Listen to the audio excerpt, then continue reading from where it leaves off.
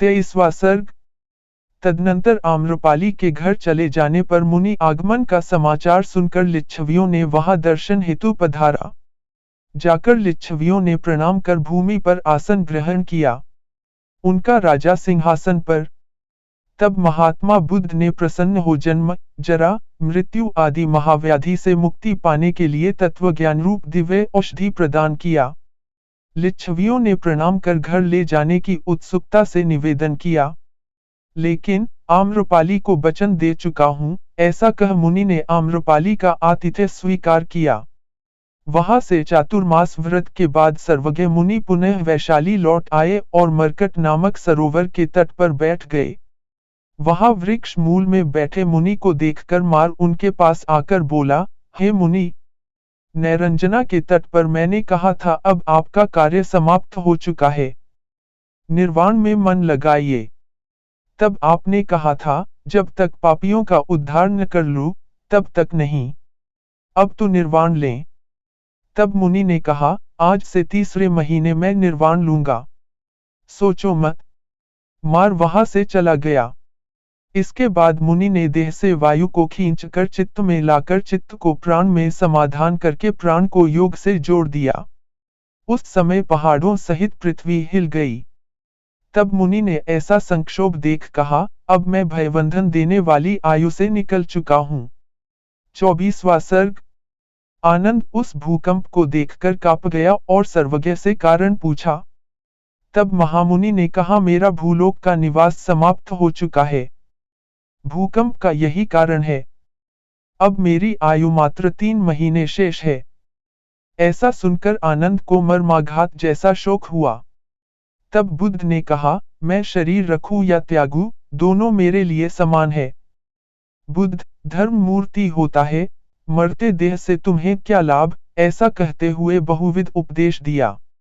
ऐसा उपदेश देने के बाद शीघ्र ही यह वृतांत सुनकर लिच्छवी वहां पधारे। तब मुनि ने लिच्छवियों को समझाया, समय पर सूर्य भी आकाश से गिर जाता है, देवलोक से देवता भी गिरते हैं, सैकड़ों इंद्र समाप्त हो गए, यहाँ सदा कोई रहने वाला नहीं है, ऐसा समझाते हुए तथा धर्मरत रहने का उपदेश देकर मुनि ने लिच्छवियों को घर जाने के लिए कहा। तब वो लिच्छवी पराधीन होकर संतप्त शरीर मृतक के समान घर लौटे। 25वां सर्ग। महात्मा बुद्ध को निर्वाण की इच्छा से वैशाली छोड़कर चल देने पर लिच्छवियों के राजा सिंह ने बहुत विलाप किए। महात्मा बुद्ध ने पीछे मुड़कर कहा, हे भाई, हे वैशाली, इस जन्म में मैं पुनः नहीं देखूंगा। ऐसा कह पीछे आते हुए सबको लौटने को कहा और यहाँ से वो महात्मा भोगवती नगरी को गए। वहां कुछ क्षण रुक कर अनुचरों को कुछ उपदेश दिया। तदनंतर महात्मा बुद्ध पावापुरी को गए। वहां मल्लों ने उनका स्वागत किया। यहाँ दयानिधि ने चुंड के घर अंतिम भोजन किया। वहां से चुंड को उपदेश देकर वे कुशीनगर को गए। वहीं हिरण्यवती नदी में स्नान कर बुद्ध ने आनंद से शयन स्थान रचो, ऐसा आदेश दिया।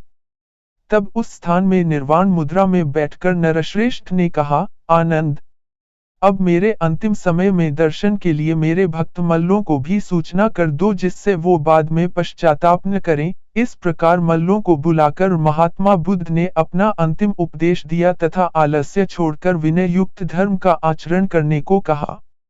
इस प्रकार मल्ल समूह मुनि की वाणी से बोध प्राप्त कर विषाद मन घर को आए। 26वां सर्ग। इसके बाद सुभद्र नाम का एक त्रिदंडी मुनि को देखने के लिए आया और कहा, निर्वाण के अंतिम क्षण में मुनि को मैं देखने के लिए आया हूँ, किंतु यह धर्म पूछने के बहाने वाद विवाद न कर दे, इस आशंका से आनंद ने दर्शन से रोक दिया। तब लोगों के आशय को जानने वाले मुनि ने कहा, हे आनंद, उसको मत रोको। मुनि के कहने पर वह दर्शन हेतु समीप गया और कहा, हे करिपापुंज, सभी दार्शनिकों से भिन्न आप अपना मार्ग हमको बताएं। तब बुद्ध ने उसको आरोग्य मार्ग को व्याख्या करके बताया। तब उस विप्र ने बुद्ध मत को जानकर पूर्व मत का परित्याग कर उस उत्तम मंत्र को स्वीकार किया और गुरु के निर्वाण के पहले ही प्राण त्याग दिया। संस्कार के ज्ञाता मुनि ने शिष्यों को उसका अंतिम संस्कार करने को आदेश दिया। इसके बाद महात्मा बुद्ध ने अपने जाने के बाद अपने उपदेशों को ही श्रेष्ठ मानकर तदनुसार आचरण करने को कह अपना वह शरीर ध्यान विधि के सहारे छोड़ दिया और सदा के लिए शांत हो गए। 27वां सर्ग।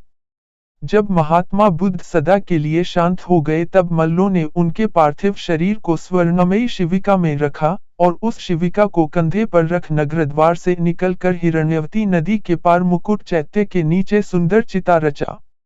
उस समय आकाश से देवताओं ने सुंदर नंदन वन के पुष्पों की वर्षा की, गंधर्वों ने नृत्य गीत आदि किया। कुछ लोगों ने मुनि के स्तोत्रों का पाठ किया। इस प्रकार चिता पर शरीर रखकर 3 बार आग लगाने पर भी चिता नहीं जली क्योंकि उनका शिष्य कश्यप दर्शन के लिए आ रहा था। जब वह आया तब उसके दर्शन के बाद चिता स्वयं जल उठी। अग्नि ने मुनि के चर्म, मांस आदि जला दिए लेकिन हड्डियों को नहीं जला पाए। मल्लों ने उन हड्डियों को धोकर स्वर्ण कलश में रखकर अपने सुंदर नगर में स्थापित किया। 28वां सर्ग। कुछ समय बाद पड़ोसी राजाओं के दूत मल्लों से उस मुनि की धातु को लेने के लिए आए, किंतु मल्लों द्वारा देना अस्वीकार कर देने पर वे दूत राजाओं से जाकर कहे। तब 7 राजाओं का समूह मल्लों पर चढ़ाई कर दिया। उसी समय द्रोण नाम का एक ब्राह्मण आया और उनको समझाया। तब राजाओं ने कहा, हम तो शांति चाहते ही हैं, लेकिन ये मल्ल नहीं चाहते।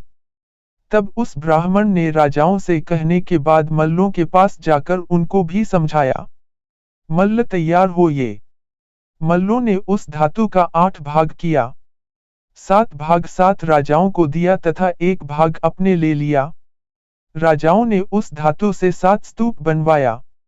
इस द्रोण ब्राह्मण ने अपने देश में स्तूप बनवाने के लिए केवल घट ले लिया तथा पिसल मुनि ने भक्ति के कारण केवल भस्म लिया। इस तरह पृथ्वी पर धातु गर्भित 8, घट गर्भित 9 एवं भस्म गर्भित 10वां, ये 10 स्तूप बने। कुछ समय बाद 5 भिक्षुओं ने एक गोष्ठी कर आनंद को निश्चित कर तथागत के उपदेश को फिर दोहराने के लिए कहा, जिससे वे उपदेश ग्रंथ के रूप में प्रतिष्ठित किए गए। इसके बाद कालांतर में धर्मप्रिय अशोक का जन्म हुआ। कुशल अशोक ने उन 7 स्तूपों से मुनि की धातु लेकर एक दिन के अंदर 80,000 स्तूपों में क्रमशः स्थापित किया। रामपुर में 8वां स्तूप था, जहां विश्वासी सर्पों द्वारा उसकी रक्षा होती थी, उससे कोई भी धातु न ले सका। राज्य के विविध सुखोपभोग होने पर भी घर में रहते हुए विशुद्ध चित्त अशोक ने उत्तम धर्म लाभ किया। इस प्रकार जिस किसी ने मुनि का पूजन किया, करता है, करेगा, वह अवश्य उत्तम फल पाता है और पाएगा। जीवित मुनि को नमस्कार कर जो फल लोग पाते थे, वही फल धातु पूजा से पावेंगे, इसमें संशय नहीं है। बुद्धचरित एक अत्यंत ही महत्वपूर्ण ग्रंथ है। इसमें जगह जगह अनेक ऐतिहासिक तथ्य उपलब्ध होते हैं। इस ग्रंथ का आधार ही एक इतिहास प्रसिद्ध व्यक्ति का जीवनचरित है। बुद्धं शरणं गच्छामि। इस वीडियो को लाइक करें, हमारे चैनल को सब्सक्राइब कर बेल आइकन जरूर प्रेस करें।